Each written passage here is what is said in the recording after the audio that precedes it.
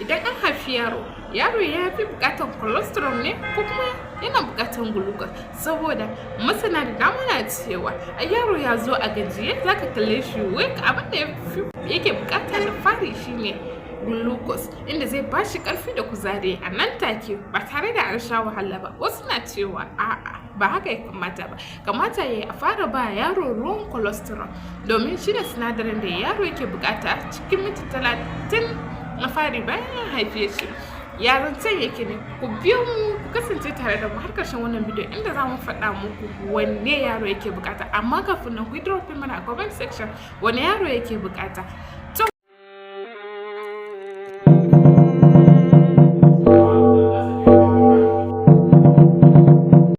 Bari mai sokaci a kai ga glucose amma za mu duba nutritional value na glucose, nutritional value na colostrum da kuma na glucose. Kuma wanne yaro yake bukata? Abu na fari da zamu magana akan shi ne nutritional value. Nutritional value shi ko colostrum yana dauke da sinadarai gaba ɗaya da yaro yake bukata. To kun ga baya bukatar wani ƙarin sinadari da zai sa yaron ya koshi ko kuma ya nemi wasu sinadarai da yake bukata. Amma fa shi ruwan glucose, only ruwa da kuma glucose ne a ciki. To kun ga ba sinadarai da yaro yake bukata. Kun ga kenan so ya a ba yaro colostrum. Kuma na biyu, immune system. Shi ruwan colostrum yana dauke da sinadarin bodies inda yake ba yaro kariya daga cututtuka da dama. Haka zalika kuma yake kariya, yana acting as a first vaccine inda yake ba yaro kariya daga cututtuka.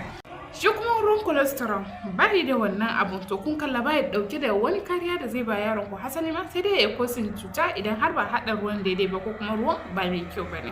To digestive health, wasu na cewa ta kawo matsalan rudewan cikin jarirai.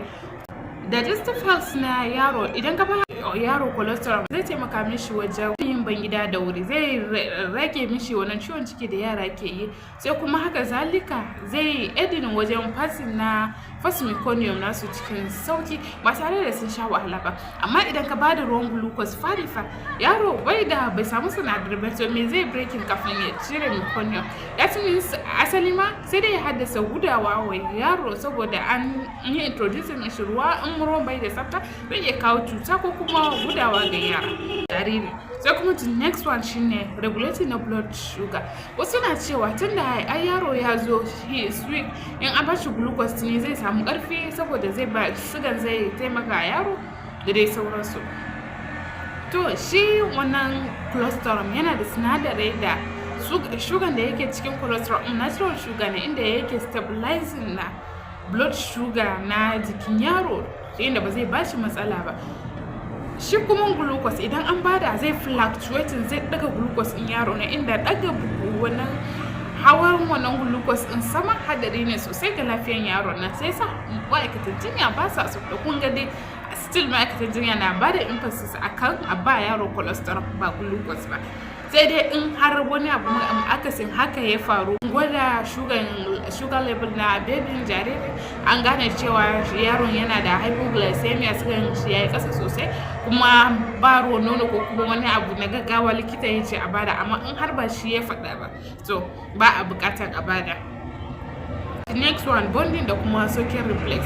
Wasu na cewa ai idan an ba yaro glucose bana, idan har glucose kun ga kowa zai iya bada, amma kuma in colostrum ne dole uwa ne ita za ta dauka ta ba yaron ta glucose. Hakan zai ƙara shakuwa tsakanin mahaifiya da kuma yaro. Haka zalika kuma idan yaro aka ɗauki ruwa aka sa mishi glucose a baki, sugan zai iya mishi yawa ko kuma ya ji miyu, inda ba zai iya soke reflex nashi zai zama very far, ba zai iya karba ba, saboda da cokali ne ai zuba mishi a baki ake ko kuma wani abu makamancin haka. Amma fa shi wancan kuma kama zai iya sha, hakan kuma zai taimaka wa soke reflex nashi ya zama active, inda zai iya kama nono ya sha ba tare da an samu matsala ba. Ku faɗa mana ra'ayinku a comment section, wanne kuke ganin ya dace a ba yaro, shin glucose ne ko kuma colostrum? Ku aje mana shi a comment section, kar ku manta ku yi subscribe sannan ku danna kararrawa sanarwa domin samun sabon shirin da zarar mun daura. Ku kasance tare da mu a wani bidiyo inda za mu faɗa muku yadda za ku kare yaranku daga konawar wuta, hoton konawar wuta.